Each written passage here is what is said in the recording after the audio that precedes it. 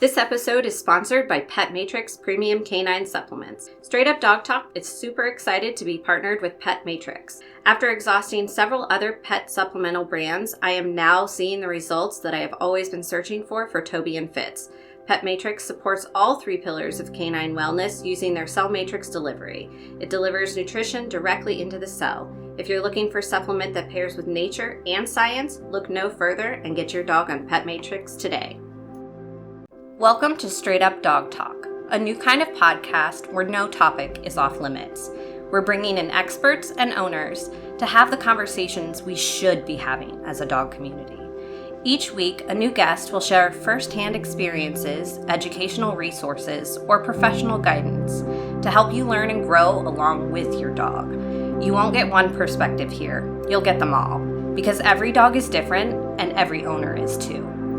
You can follow along on Instagram, TikTok, and Facebook at Straight Up Dog Talk, or by visiting www.straightupdogtalk.com. Tune in from any of your favorite podcast platforms. Welcome to Straight Up Dog Talk. We're back this week with a sadder topic. Today we're going to be talking about pet grief. Today we're going to be talking about pet loss and the grief that you suffer afterwards. We want to normalize this topic because it's something that every pet owner does experience on a regular basis. We've got Josh here with us today. Hey there. And today's guest is Ness. How are you doing, Ness? I'm good. How about you guys? Thanks so much for having me. I'm good. Hey, at end of the workday, I'm good too. Yeah, excited as always. So Ness and I have a little bit of a different background here. Ness and I met through Plantstagram, not through Dogstagram. So This is true. we have a little bit of a different relationship as far as how social media works for us. So if you're interested in seeing beautiful plants of all kinds, give Ness a follow. We'll provide her socials on the episode details here so you can check out her plant account. So unfortunately, recently, Ness lost her dog, Rex, and we're going to get to that topic in a minute. But to start out, I would really like for Ness to just kind of tell us about Rex and, where did you get him? What kind of dog he was, just some of his personality quirks. Just let us know what kind of dog he was.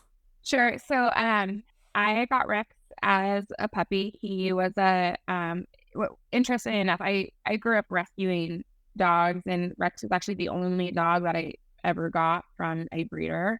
And he was a purebred boxer. He was kind of this, he was fawn and white, but he was really this beautiful red color. And I picked him out when he was 2 days old from pictures that the breeder had sent me.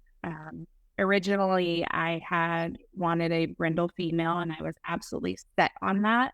But when the breeder sent me the pictures of the 7 puppies in the litter, I saw him and knew I had to have him. His whole litter was named after characters in Toy Story. So we obviously kept the name Rex. There was Ham, Slinky, Woody, Buzz, couple others. But growing up, I had Dalmatians, and so he was my first boxer. And we got him when he was ready to come home, probably at 9 or 10 weeks. He was a young puppy when we got him. And I was in my early 20s. I'm in, approaching my late 30s now. So he pretty much was there throughout most of my adult life. He was the only dog that I've had on my own as an adult. He was a really, really pretty awesome dog. He was pretty wild, definitely not for the faint of heart. He had a lot of quirks. He was absolutely insane, a lot of energy, as most boxers do. He required a lot of training, and even with all his training, he was one of those dogs where people came in through the door and he just wanted to be up in your business. I would say he was a little bit naughty. He would jump. We had to train our guests not to give him any attention until he settled down. And he was my best friend. He moved everywhere with me. He's been through breakups. He's been through countless moves with me. He went through nursing school with me together. He really did everything. We've evacuated through wildfires together. We did everything together. And it's one of those things. My husband works for the fire department, and having a dog at home, there's a level of comfort that comes with having a dog when you're home. And it's just one of those things that I'm still not really used to, is just not having a dog, and yeah, he would bark at stuff all the time. And, he was just a really, really wonderful dog. We have a really long list of memories together. Boxers are definitely a more energetic breed for sure. Yeah. They take a lot more time and effort and training than most dogs, but I completely understand where you're coming from. Fitz is the same way. When people come over, he just barks at people. And I have to tell people, don't ring the doorbell, just come in, walk up the stairs, ignore him, and he's going to bark for 5 minutes. And then after that, he's going to be your best friend. So I completely understand that, a little bit of naughty behavior, but sometimes, you kind of just got to let your dog be your dog at the same time. Yeah. I can't say I blame them for wanting to be part of the action. Artemis, my dog, she will get upset at people if they go into the kitchen or into the bathroom. They have to come into the house, go directly to the couch, and say hello to her. I don't even have to go anywhere. Artemis comes to me. She's just right there in my face, say hello as soon as I'm here. But I think she kind of just expects that because I'm here so much. Yeah, Bear too. Yeah. Every time he comes over, she loses her mind. She definitely has her people, that's for sure. Dogs are kind of funny. Mm-hmm. Yes.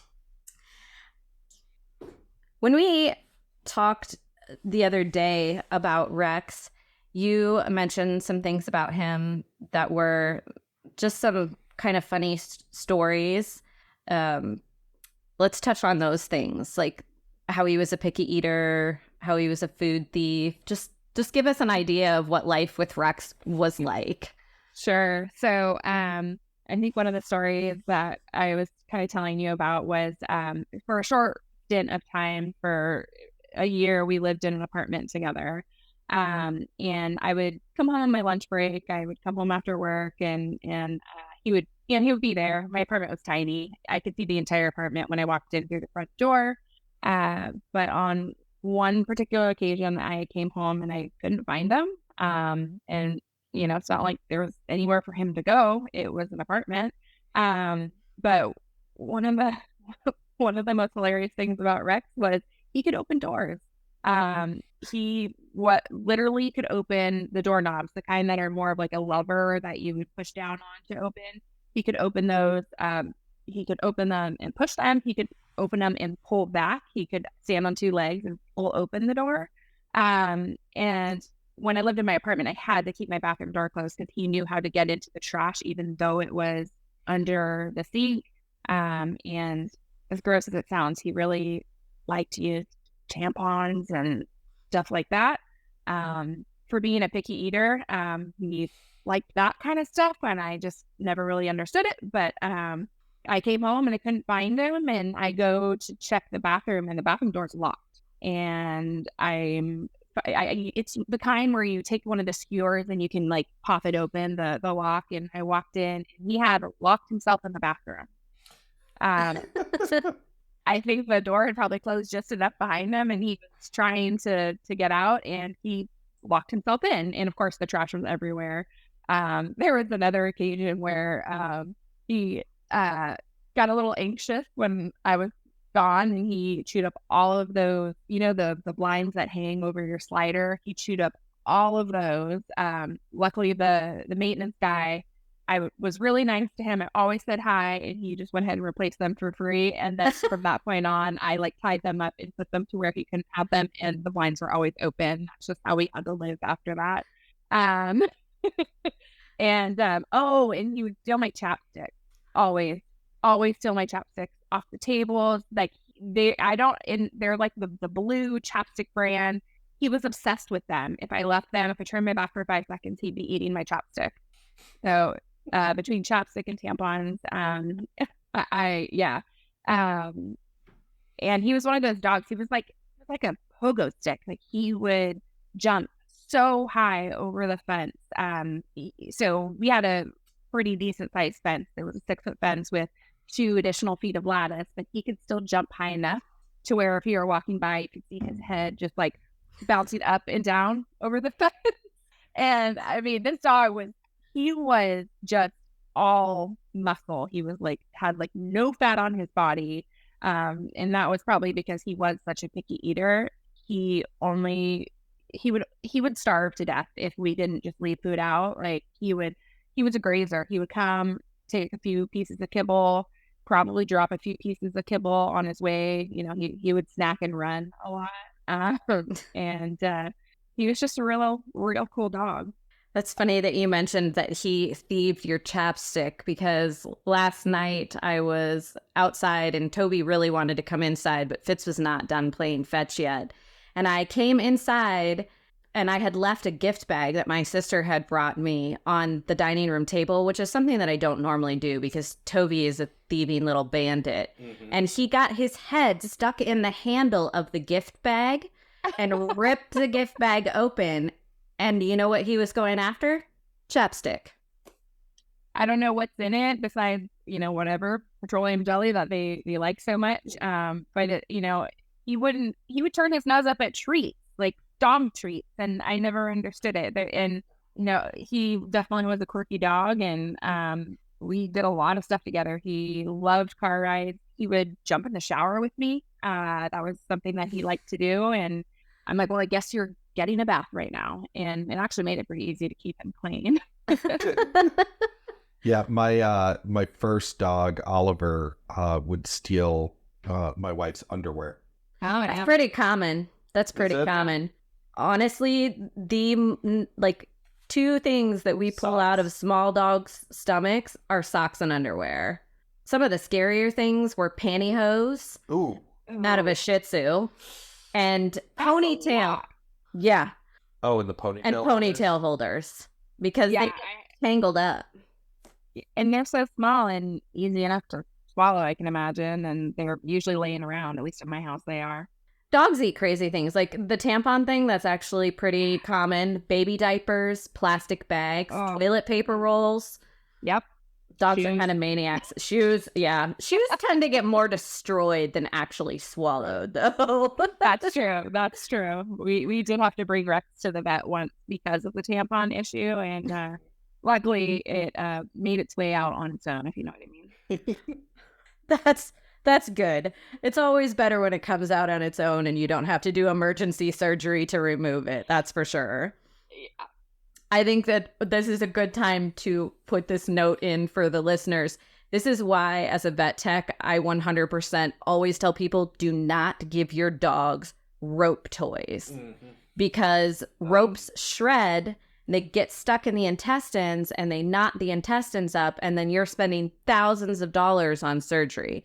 Get something that your dog, you know, a Nylabone, the bark boxes with the indestructible toys. If you have a chewer, give them something that's harder to chew up. Don't give them something that they can shred and swallow and mess up their intestines with. Absolutely. The all of the shreddable toys were not even an option for Rex. He loved to chew on stuff. You know, sometimes it was his dog bed, but what are you gonna do? Was Rex was he a fetcher? Was he a walker? What was his gig? No, he was a horrible fetcher. Absolutely horrid. Our cat is the better fetcher than he ever was. I mean, he would go run after the ball and then look at it and then just never bring it back. So I got a lot of exercise out of it. And eventually I just gave up. Did he like to go on walks? He did. He loved to go on walks. He loved to go to dog parks. We did have a couple of kind of more scary incidents that happened at a dog park, and we did eventually stop going, where he got his ear kind of banged up by a dog.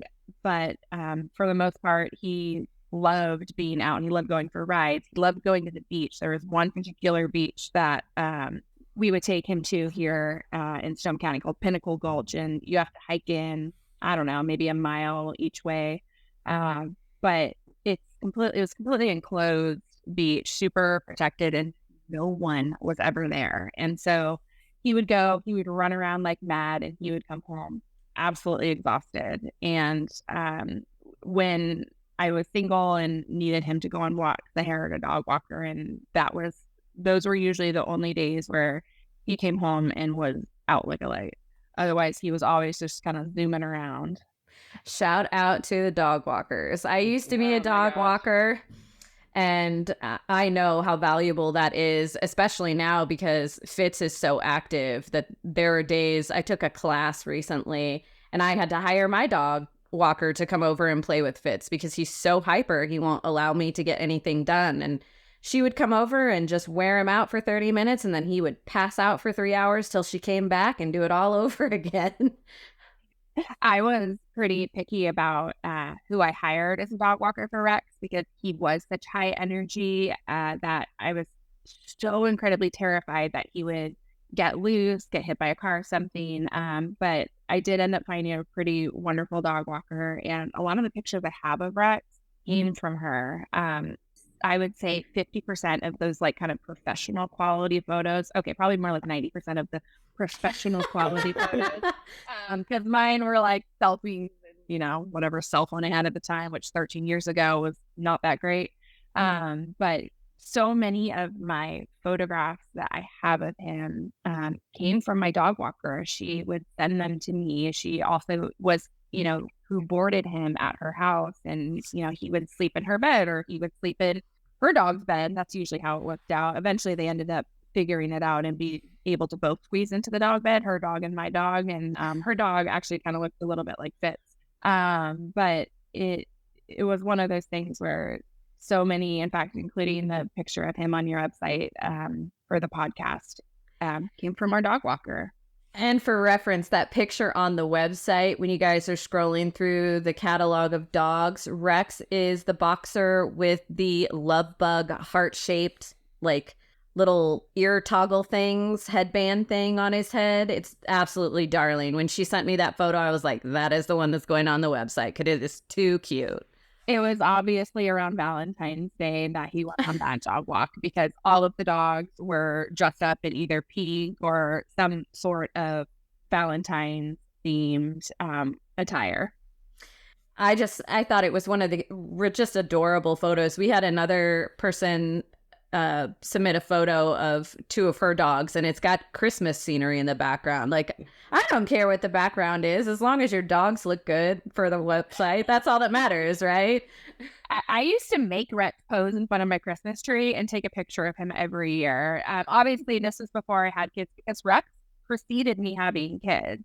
I have two daughters now who are 10 and 6, but I would have him pose in front of the Christmas tree. And, I never did send out Christmas cards, but I probably should have.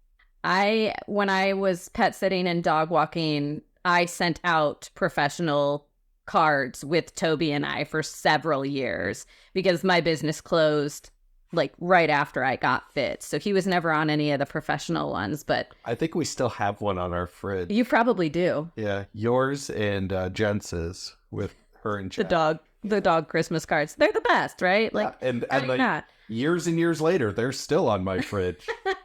They're collectibles now. That's right. Exactly. I think I still have like 5 or 6 of them in a box somewhere, which is really terrible, but true.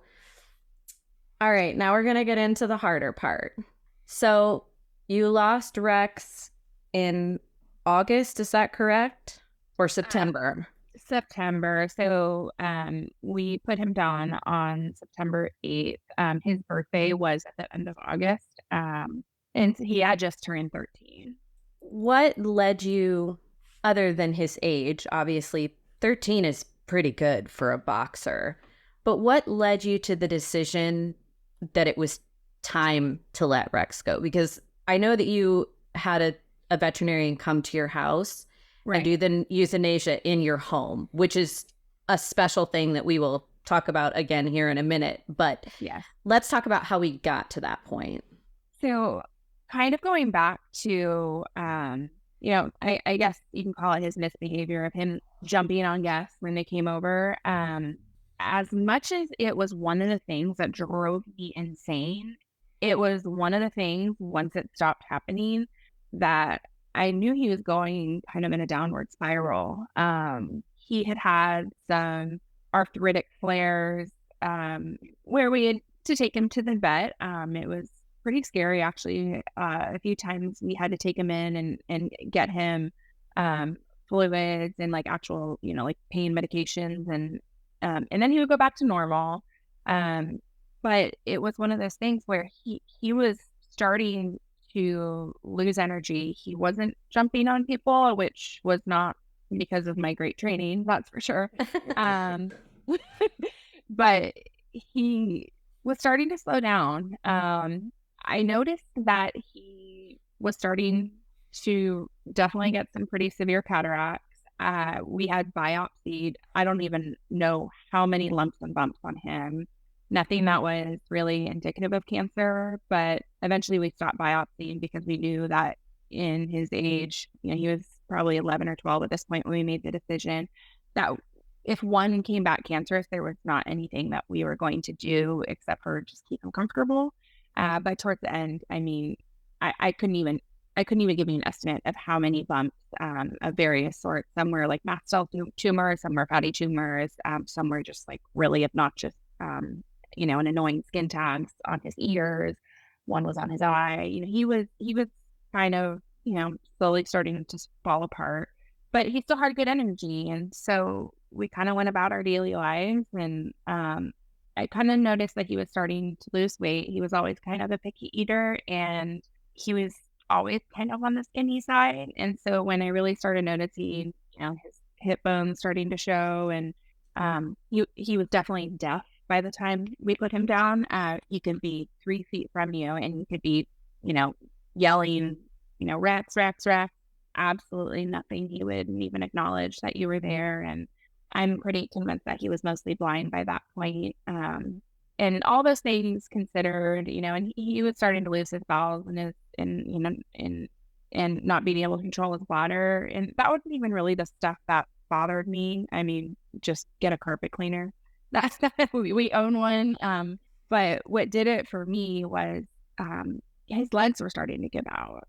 I started to see him fall. And it was getting to that point where I really struggled with it because he fell so many times in front of me. And I just wondered, like, when I'm home, is he falling and not being able to get up? There was one time he fell down the stairs where we live on a sloped backyard. So to get down to the backyard, you have to go down, I don't know, maybe 5 steps. And he was starting to fall down those steps. He was starting to fall and take longer to get back up.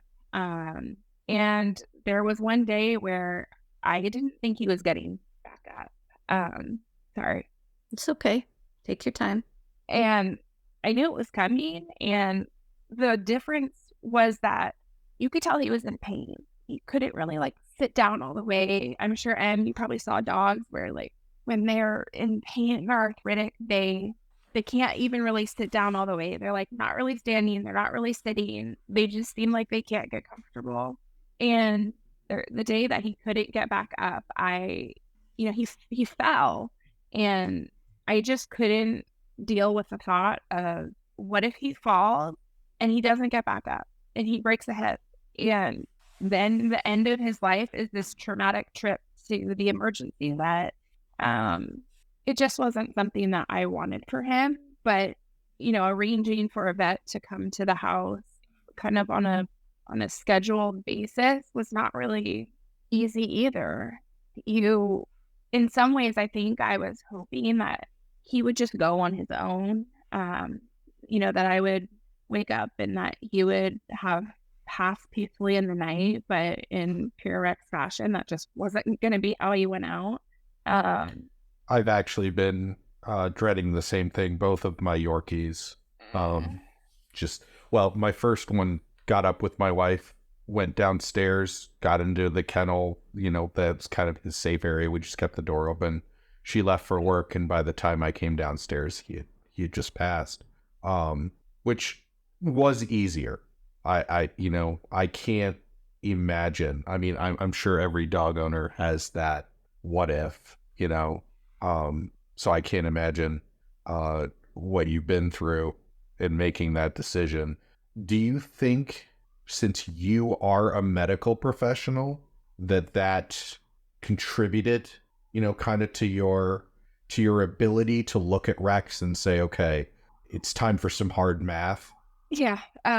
So one of the things I did earlier on in my nursing career was I did a lot of oncology nursing and some end of life care in the hospital. And in more recent times, there a bill called Death with Dignity, where basically it's the equivalent of euthanasia in animals that are at their end of life, but in humans. They recently passed the bill in Oregon, and I believe that it's coming here to California. Um, and it was one of those things where I saw so much suffering at the end of life with those cancer patients, where there was really like no out for them. They just had to wait it out. And we made them comfortable, but there's no equivalent of, some sort of, like hospital, IV. And I'm not, I wasn't going to extend his life just to extend his life. I really struggled with when the right time was.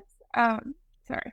You feel in my kind of my heart, I felt if I did it too soon, I was almost like murdering him. Like, and I don't know how to describe it. And I know that wasn't the case, but you go through this internal struggle where you want them to be comfortable. You want them to be in a better place.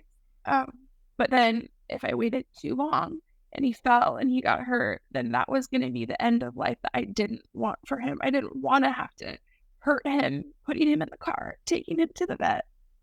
And I didn't want him to be scared. I wanted him to be at home with me. And I wanted to do it on our back deck because he liked to lay out there in the sun. It didn't quite work out that way because it was cold that day.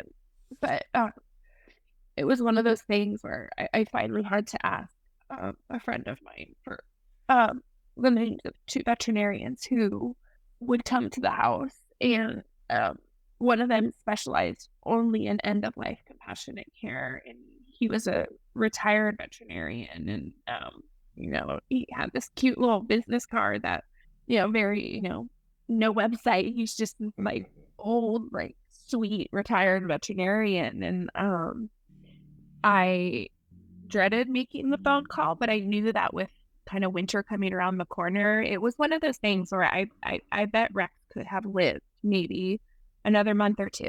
But at what cost? It was getting colder. He was just going to be in more pain. And I wasn't willing to put him through any more suffering. And I wanted it to be on good terms when he went. I wanted him to be in a place that he knew, a place that he loved, that he spent the bulk of his years, because we finally settled in this house when our first daughter was 2 years old. I mean, we've lived in this house for 8 years. So he spent the bulk of his life here. I finally decided to make the phone call to the vet that I picked out of the 2 business cards that I was given. And the reason that I picked the vet was because it very clearly on his business card was like end of life care. And it's not one of the things that you can really Google. I tried, trust me, because I'm pretty good at Googling and finding things. And there just really was not, there's just not really that kind of service offered frequently, at least not in our area. And I couldn't find, any resources for it. So I was fortunate that my friend had a personal experience with these particular vets. And the vet, I knew he was good when he had just gotten out of oral surgery. And he texted me back as soon as he got out of oral surgery when he got my voicemail, wanting to know how soon I needed it, and told me, hey, if you think that you need it in 2 days, I could probably be up and running and feeling better in 2 days, which I thought was really sweet, because if I had just had oral surgery, I would probably be like, I'll talk to you never. Right.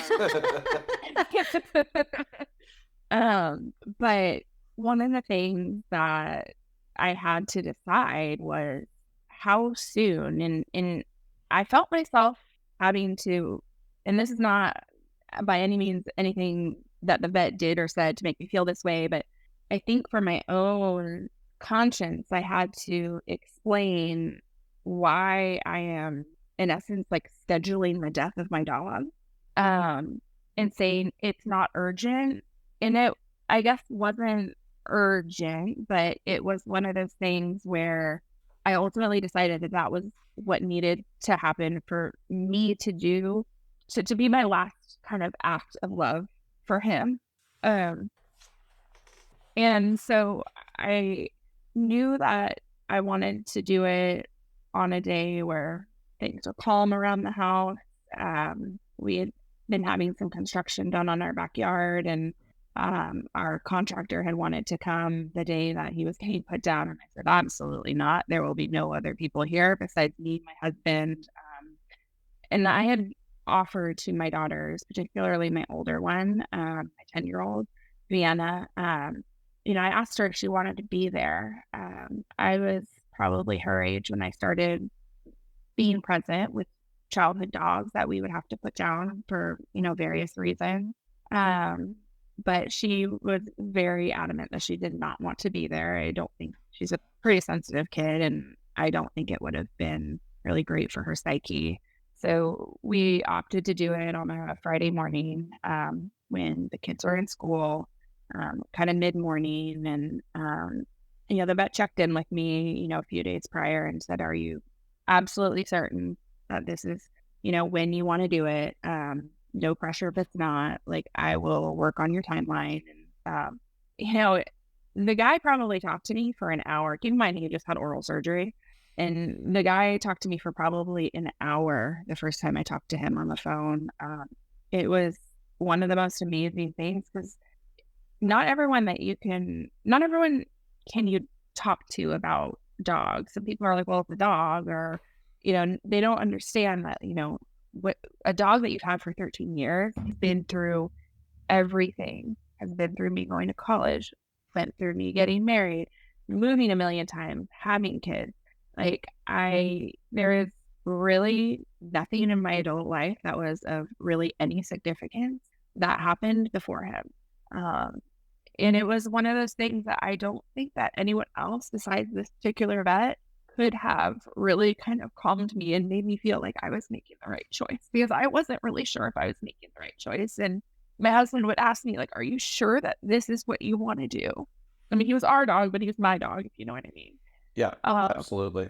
And I finally had to tell him, you have to stop asking me that. You cannot keep asking me that, because I'm not sure. I'm really not sure. I've made a decision. This is what has to happen. I want to, first of all, applaud you for, one, making the decision that you made, because that line is a very fine line between giving them a life that is sustainable and comfortable and painful and just unhappy for them. You don't want them to live in that misery. My dog Cajun had a degenerative joint disease. He was going through a lot of the same things, falling downstairs. And, ultimately that's why I ended up losing him. And it is a hard decision to make and to know where that line is. The second thing that I want to applaud you for is for inviting your children to participate, because, like you said, that dog was part of your family. Yep. Rex was not just a dog. That's a non-owner etiquette thing that I'd like Absolutely. to know. You don't ever just say to somebody, it's just a dog. If you don't understand, if you don't have a dog, if you don't have a relationship with a pet, you don't say, it's just a dog, it's just a cat, it's just a bird. Emotional connections are made with our pets. They become our children, our family members. And allowing your daughters to make that decision is something that I think is just really important. As a young child, I was not given that decision when my first dog died when I was 16.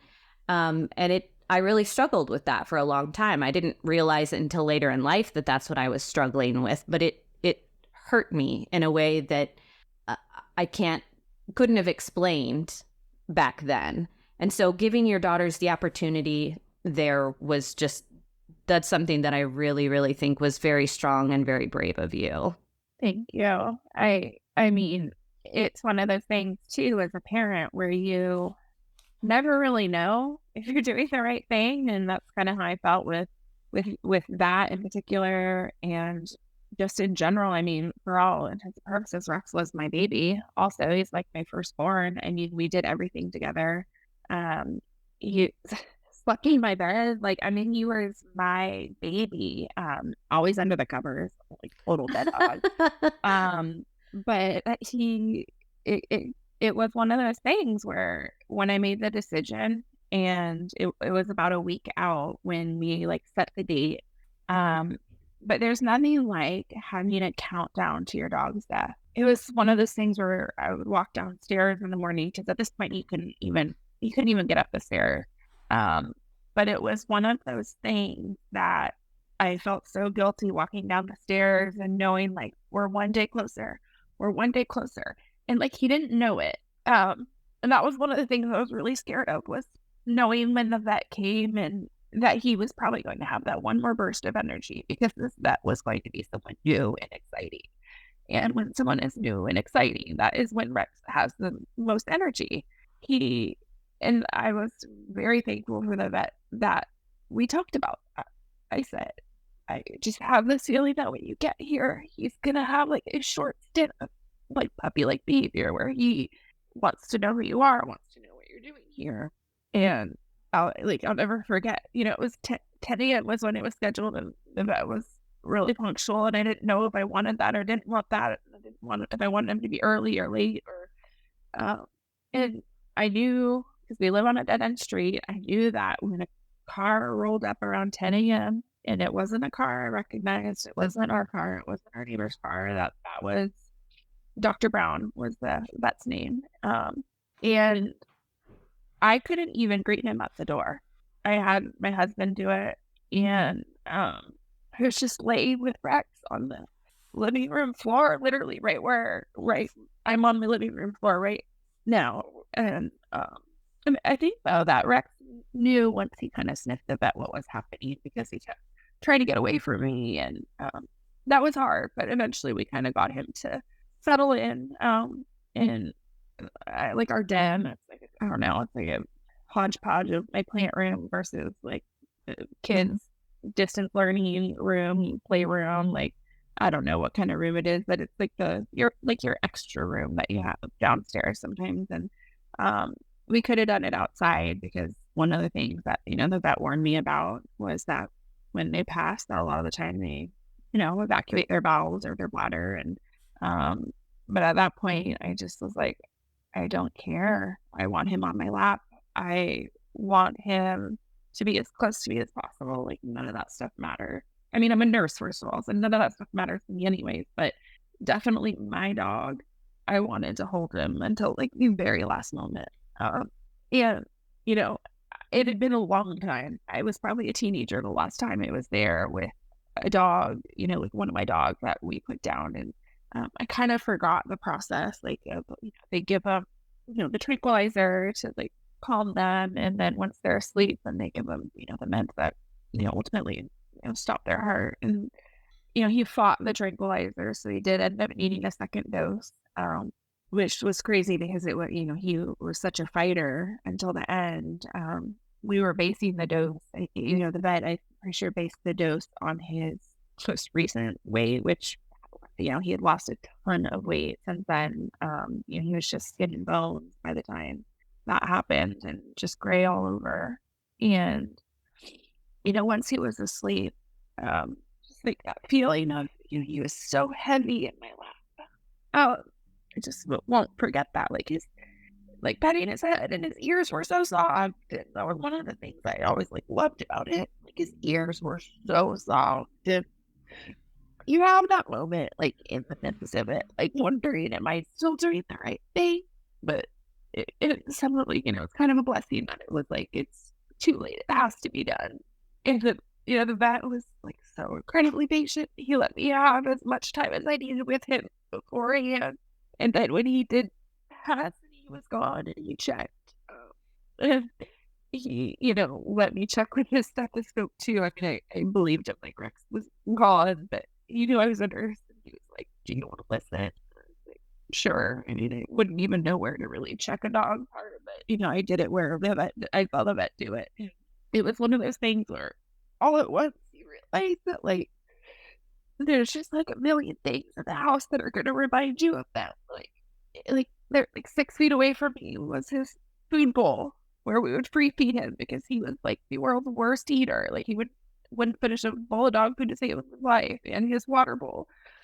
And I could see his leash, on the table outside. And it was overwhelming. It was right before the vet came to the house, and I was like, freaking mess. I was the biggest mess. Like, if you didn't know me, you would think like a human relative had died, but that's how hard it hits you when they have been with you for that long. Like, I was with me longer than my blood-born, like, human children. Um, I one of the things I think I'm the most grateful for that I don't think I mentioned, the vet, he guided me as to, I knew I wanted him cremated. Um, as a kid, we lived on property, and we would bury every dog, cat, rabbit, chinchilla, and goldfish in the yard.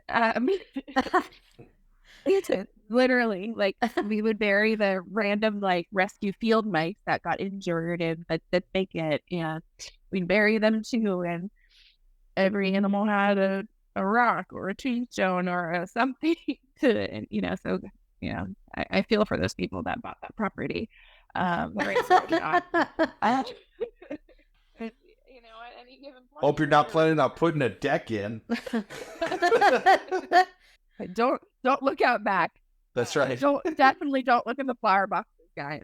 But there, like I said, our backyard is being torn up. I had nowhere to even bury him, and honestly, I don't even think that's legal in like city limits here. I'm pretty sure it's illegal. I mean, not like anyone's gonna know, but I'm pretty sure it's illegal within city limits here to like bury a body like of an animal, in your yard. But I knew that I wanted him to be planted under a tree. Not much I knew. And so, a week ahead of time, I called our local vet and had arranged to get his paw prints back and for him to be cremated and returned to me.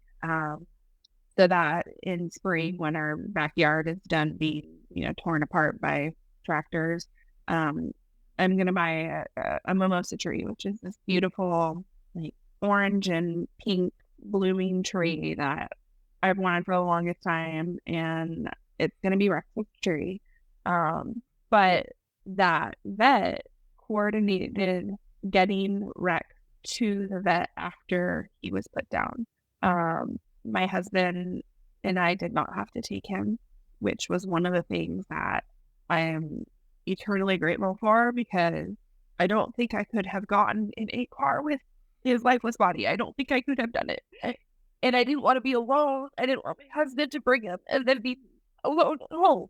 And so the vet brought him to the vet's office for him. And it was, quite honestly, it was one of the, if I ever have to do it again, which I'm sure I will, because I've got 5 cats. Thankfully, they're all pretty young. But if I ever have to do it again, I absolutely would have that same, well, I don't know. He's probably going to really be retired pretty soon. He was probably in his 80s, but I would absolutely have a vet come again, because it was, I just think, the most humane way to do it in that situation. I mean, I guess cats are a little bit easier, but I cried and I cried and I cried all day.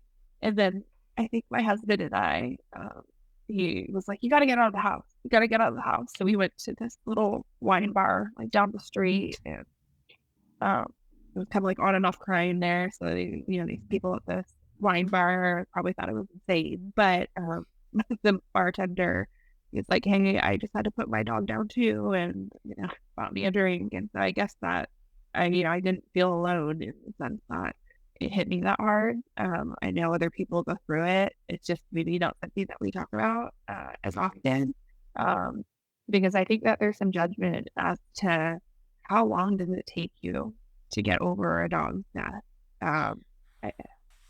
I can tell you that this July will be 10 years since I put Cajun down, and it still hurts. It's not something that you ever get over. It's something that you learn to live with. Yeah.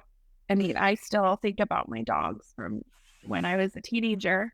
Like, they were so special. And it's one of those things where I don't have photos of those dogs. And even some of the photos of Rex from when he was a puppy have gone missing. And it's torture.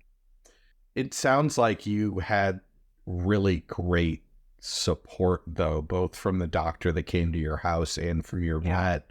You were talking about getting the paw print, and that is so important for pet owners.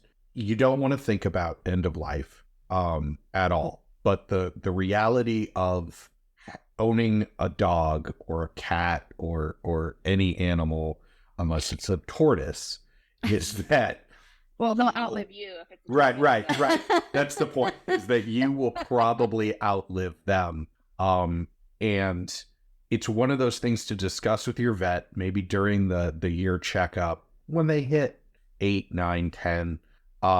When my first dog, Oliver, passed away, my vet was still doing both the like clay paw print thing, but they were also doing an ink, which when my second dog passed 2 years later, they were no longer doing the ink, like paw print. And I didn't know, like I hadn't thought to check. And I actually have the paw print of my first dog tattooed on me, and I have space for the other one. But by that point now, I have to figure out basically a time where I'm going to get poster putty, and I'm going to put it in his imprint, and then I'm going to roll that on ink. It's just one of those things to think about. What will you want to remember them by? You talk about pictures and things like that. And I have pictures of all 3 of my dogs, here or gone, up in my office. But there are things that I wish I had thought about beforehand, and it's the same with people. You always think, oh, I wish I would have done this with that person or whatever, but. And there is things with people that you have to do ahead of time as well, right? Where you have to pick out a coffin and all those things that nobody wants to do. Mm-hmm. But it's the same with a pet. You have to figure that stuff out ahead of time, or it may not happen. And I knew I absolutely was not going to let it happen where I did not get him back. He is going to be a part of our home forever. It's exactly.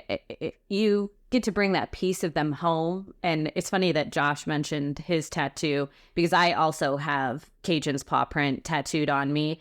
I actually already went ahead and got Toby and Fitz's tattooed on me as well. They're on Instagram. If anybody wants to check them out, they are rainbow paw prints. They're on my arm.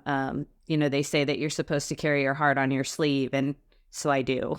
Like you said, it's not something that we talk about a lot, which is why I wanted to have you come on, because grief, it's normal. It is a process. It is something that every pet owner, every person who has, family or friends or children is going to go through.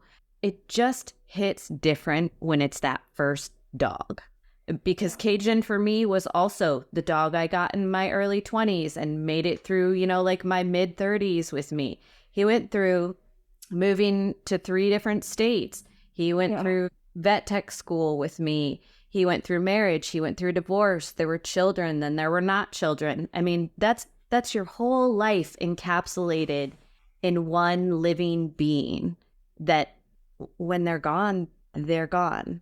So I think that it's beautiful that you're getting a tree to plant his ashes in, because now every time when you look out your window, like, it's going to bring those memories back to you. And that's part of the grieving process, is going through that and remembering those things and remembering those funny quirks and remembering that he stole your Chinese food off the dining room table.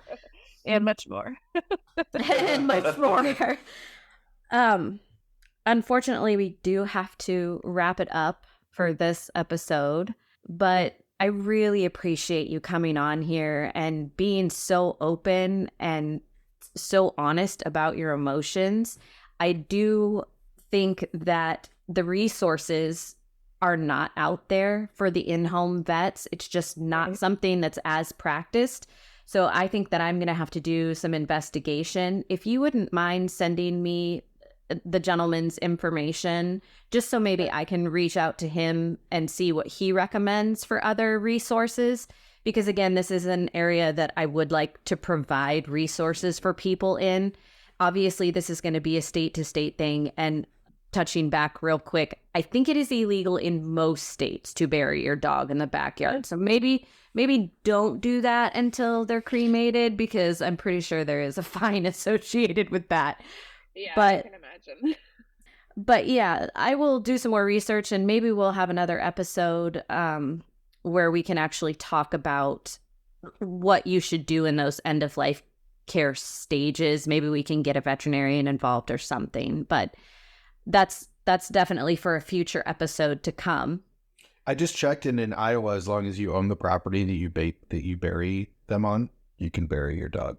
Oh, well, there you go. So don't go bury them on someone else's property. Right. I just want. In Cedar Rapids, where we live, it is illegal to kiss a complete stranger. Well, that's really boring. That's pretty boring.